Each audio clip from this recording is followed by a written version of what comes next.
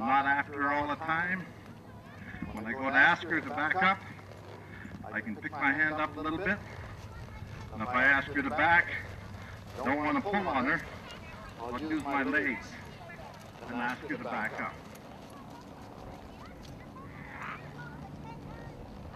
And if I ask her to back up, I'm going to lean ahead just a little bit. I'll sit like that, lean ahead, here, back up. If I want her to stop backing up, I'll just sit down on her. Okay? Now, to get this horse to spin, you want to get a little bit of a rhythm and a cadence, and you have to get with her feet, and you don't want to get ahead of her feet. So if I'm going around, I'll stop, and I'm going to go like this here. And I'm going to walk her ahead now, and you're going to see all 4 feet moving, and I want to stop that inside hind leg.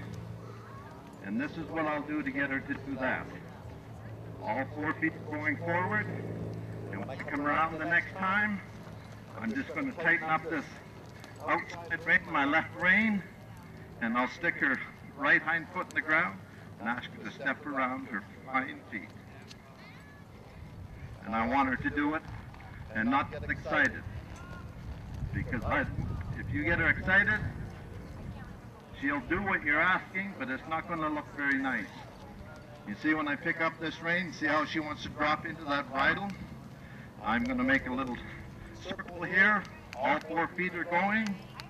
I want to stop that left hind foot. I'll just tighten that outside rein up, put my outside leg on her, and ask her to step over. Now when I get her to do this, I'll just get her to be nice and soft. But as she gets better, I can take and I'll put my hand like this. And I'll put it down here and I won't touch her, and I'll let her do the job. And I'll just touch her with my leg and ask her to turn. Boop. And you see how her head is low? I'm going to do this now. I'll ask her to put her head down, head down, head down. And ask her, ask her, ask her, ask her, ask her. Boop. And then she'll stop. So that's kind of, like I say, to do this, it's going to take you a while to learn. You can buy a really good trained horse, and you'll have to learn how to ride it, because the horse might do it, but if you don't know how to use your body, the sensitivity of your feel, because I'll feel for her, she'll feel for me, and then we'll feel together. And you'll notice she doesn't upset with me, because if she did, I'd be ripping and tearing on her, and it isn't going to be good for her or good for me. These are the things that I think. The number one thing when you start to ride a horse, your thought is going to have a lot to do with what you want your horse to go.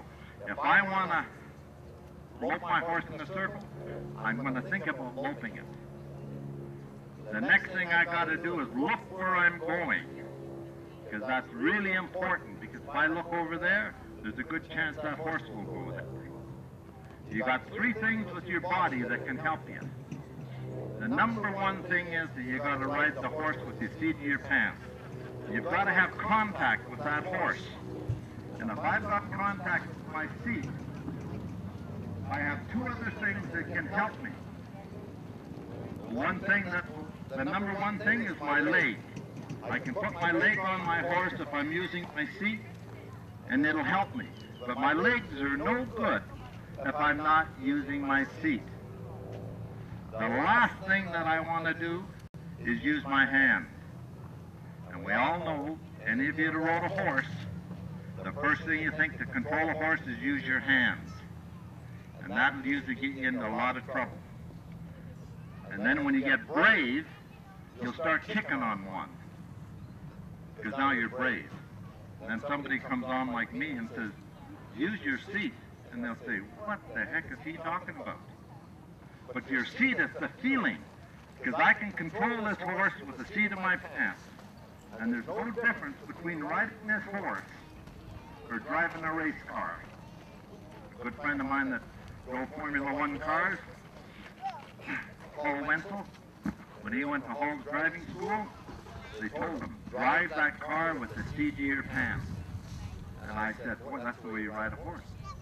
And it's the same thing. If I can use my